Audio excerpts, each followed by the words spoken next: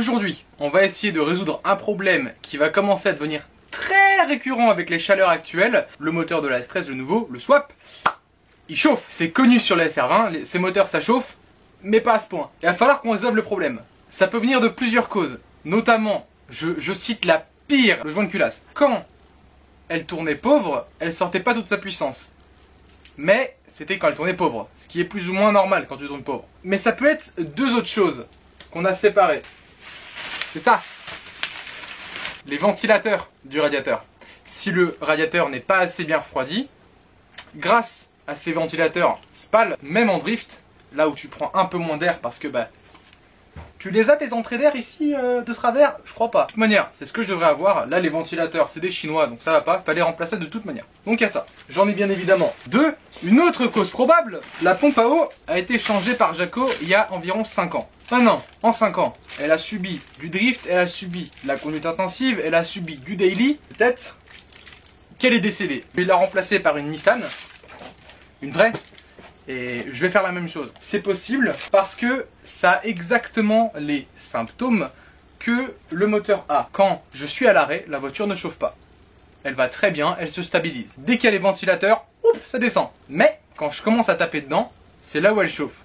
Et en roulage normal, quand tu es sur l'autoroute. Ça peut indiquer une chose qu'un pote m'a expliqué, un pote qui a un SR20 forgé, Séverin. Merci à toi. Il s'avère que les pompes à eau sur SR20 peuvent être défaillantes à moitié. C'est-à-dire que au ralenti, quand il n'y a pas de pression ici, l'axe tournera correctement. Mais quand il y aura beaucoup de pression, l'axe va tourner sur lui-même. Et donc, lui ne tournera plus. Donc plus de pompe. Donc tu auras ton flot au ralenti.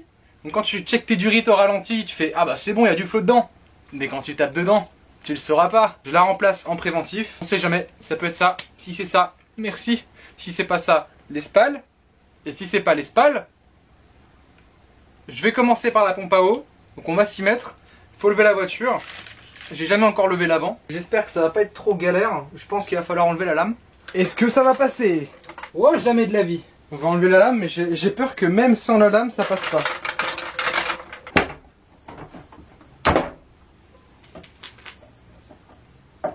Ah, donc même sans la lame, ça ne passe pas. Moi, je vais enlever ce spat.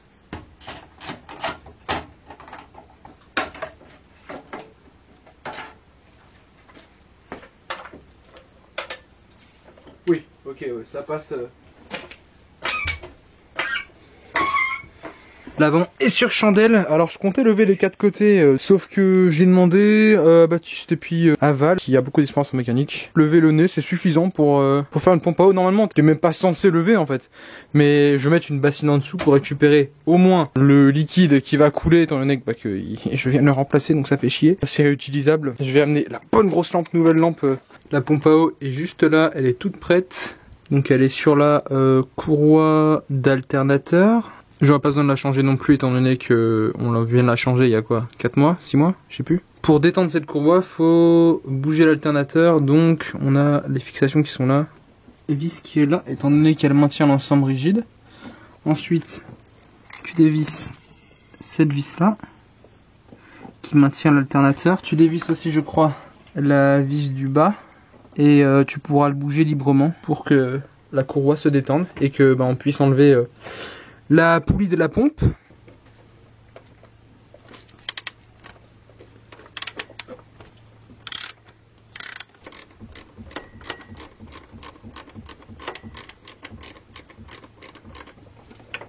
Voilà, ok. Pas encore assez bougé parce que je peux pas enlever la courroie. Hop, hop. Un truc que j'aurais dû faire, c'est débloquer ces écrous tant qu'il y avait encore la poulie. C'est une bêtise de ma part, je viens d'y penser. J'espère que j'aurai de la chance et qu'ils seront dévissables tels quels, je vais regarder. Ok, bon, c'est faisable, ça va, j'ai eu de la chance. Tanguy le débile qui travaille sans gants parce qu'il fait chaud. Il va falloir que j'enlève la poulie pour enlever les autres vis sans galérer. J'ai des goujons de remplacement pour ça. Ils sont pas serrés à moitié. Je vais mettre des gants. Je sens que je vais me taper un truc. J'en étais sûr. J'en étais sûr. Ça c'est bon. Normalement j'ai tout dévissé.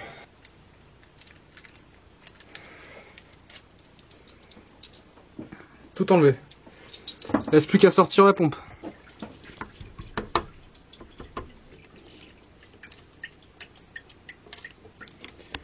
On va laisser ça couler tranquillement et prochaine étape, ça va être de nettoyer le plan de joint. Voici l'ancienne pompe à eau. Ce qui me fait douter du coup que ça venait de ça, c'est que Séverin m'avait dit que quand tu fais tourner un axe et que tu bloques l'autre, si ta pompe à eau a le problème, il y a un axe qui tournera dans le vide. Mais là, il tourne solidairement. Donc, il y a moyen que ce soit pas ça. Maintenant, je vais quand même la remplacer tant que je l'ai. Remplacer sa pompe à eau par une nouvelle, c'est toujours quelque chose de bon. Ça peut jamais faire de mal. Donc là, on va s'occuper de mettre les nouveaux goujons là-dedans. Ces goujons sont absolument à visser avec de la Lock-It bleue.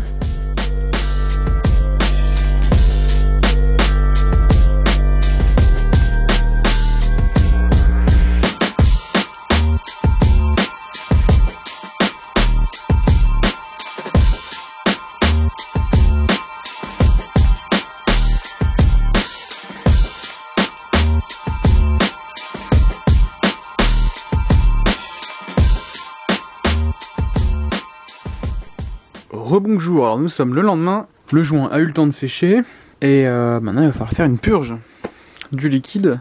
Donc pour utiliser le liquide de refroidissement, j'ai ce setup, un bidon, entonnoir et surtout un filtre.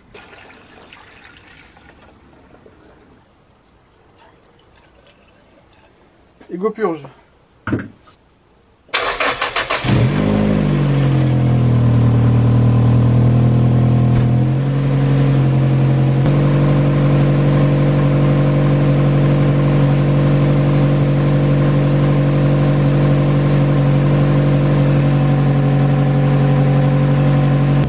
À 70 degrés d'eau, donc en théorie mon thermostat s'est ouvert. Ouais.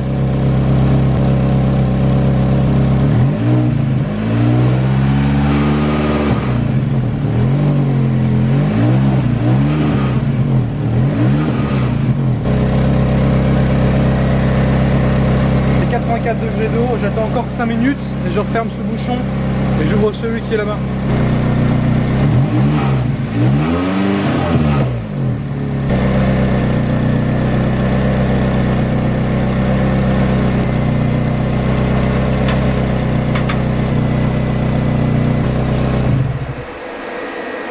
Bon, j'ai un écrou ou quelque chose qui se dessert au niveau de l'échappement, donc je vais regarder ça. Donc, début des vérifications. Et nous avons déjà ce qui s'apparente à être un problème. Ce cylindre bloc n'est donc pas du tout fixé parce que l'écrou est rentré. Joli petit bras GK Tech.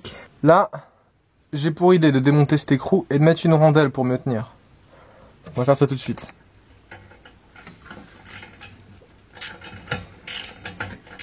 Hop.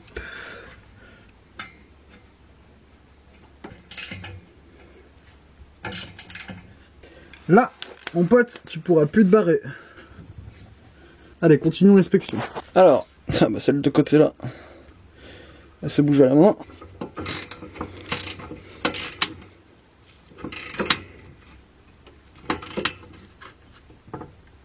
Ok. Allez, continuons. On a les écrous de downpipe desserrés. Alors ça, c'est vraiment pas étonnant, malgré le fait de les serrer à fond. Il y a juste un moment où ils disent non. Et puis voilà l'Axecta, c'est un plaisir. Et une douille ne passe pas. Hein. C'est mort. Là, ça va être extra compliqué là. Comment est-ce que tu vas serrer ça? Comme ça? J'en ai aucune idée. Peut-être une clé coupée. Ouais non, écrou collecteur, je m'en doutais, ils sont encore bien fixés. Donc là, en théorie, le seul truc qui peut vibrer c'est ici, la fixation entre le collecteur et le turbo. Le turbo et l'elbow, j'ai regardé, c'est pas censé vibrer, donc ça c'est bon. La connexion sur la downpipe, j'arrive pas à y accéder avec la clé. Je demanderai à Baptiste. Mais il y a moyen que ce soit ça. Et on a réglé deux problèmes de fixation derrière, les deux étaient desserrés. C'est pas étonnant non plus, hein, puisque c'est une ligne d'échappement, ça vibre beaucoup. Et surtout qu'il n'y a pas de tresse. Ok, maintenant on peut procéder à ceci. Je vais les débrancher. Voilà. Il va falloir que je déwrappe le faisceau, que j'enlève les riselons.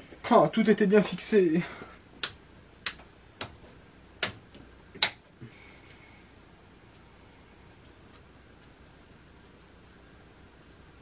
C'est bon, je les ai isolés.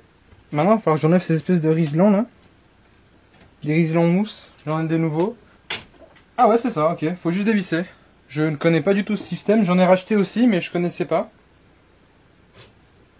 Ok.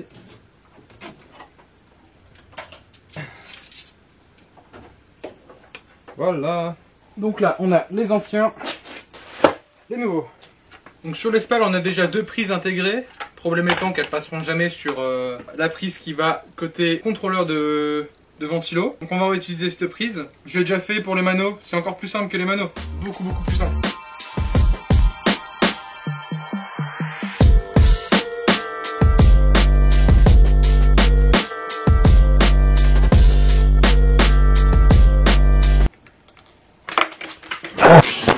Devinez qui s'est brûlé au second degré, c'est super. Bon bah voilà, je suis plutôt content de mon travail. J'ai plus qu'à connecter la prise, aller le fixer, et puis...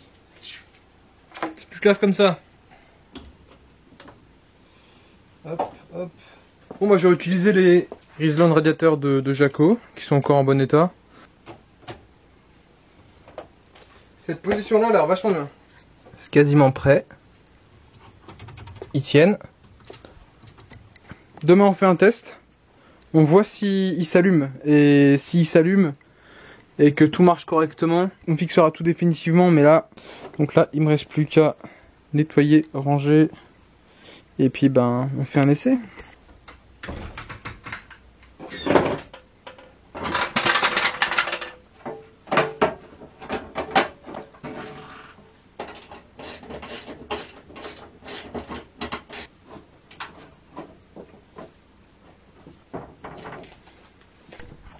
Au fait, est-ce que vous aviez remarqué ça?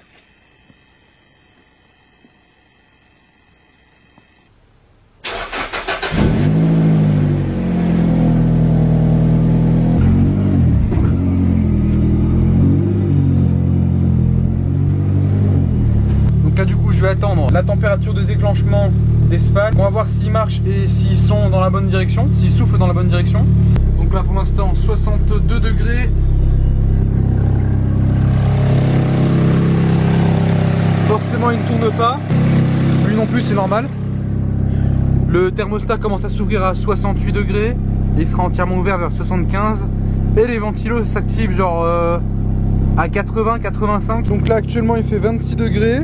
Disons que c'est des plutôt bonnes conditions pour tester la chaleur. Il n'y a pas de soleil, du moins pas beaucoup. Et elle a du mal à monter, alors j'espère que tant mieux. Elle a vraiment du mal à monter en fait. Bizarre, hier je me souviens pas que c'était aussi long. Bon, mon AFR est toujours pourri au ralenti. Mais ça, j'ai 2 débitmètres pour tester. On fera ça une autre fois. Donc là en théorie le thermostat est entièrement ouvert. 80. Ah. Oh, ça sent les ventilos ça. Wouhou. Bon, il marche. Je vais aller choper une feuille de papier. Et là, est-ce que tu te fais aspirer? Ok. Bon, bon sens, c'est sûr. Maintenant, on va rouler.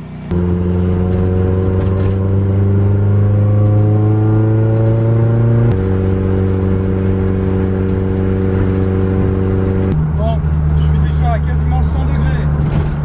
Sans même aller sur l'autoroute. J'ai en aucun cas le chauffage mis. Maintenant, je sais que le chauffage... Ah la vache, le travailleur GK-Tech. Ah ouais. D'accord.